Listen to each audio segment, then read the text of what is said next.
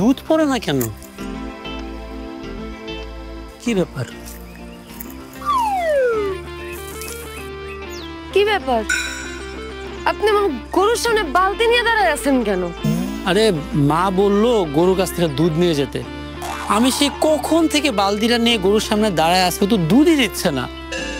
ওর দুধ দেওয়ার টাইমিংটা কখন আমাকে বলো না। মা বলছে তাড়াতাড়ি দুধ নিয়ে যেতে হবে। আপনি বালতি নিয়ে গরুর সামনে দাঁড়ায় আছেন, গরু আপনাকে নিজে নিজে দুধ দিয়ে দিবে। আপনি যদি ব্যাককলের ব্যাককল খুব নাকি পড়াশোনা করছেন, তাহলে এই অবস্থা কেন? আমার পড়ালেখার সাথে গরুর দুধ দেওয়ার কি সম্পর্ক? আমার বইয়ের মধ্যে কি এগুলো লেখা ছিল যে গরু কিভাবে দুধ দেয়, গরুর কাছ থেকে কিভাবে দুধ নিব? এত পড়ো না করে তোমার যদি জানা থাকে কিভাবে দুধ দেয় সেটা আমাকে বলে দাও, তাহলে তো হয়ে যায়।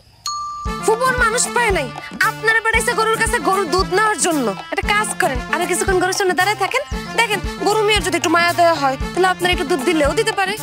তুমি আমার সাথে মজা নিচ্ছ, তাই না?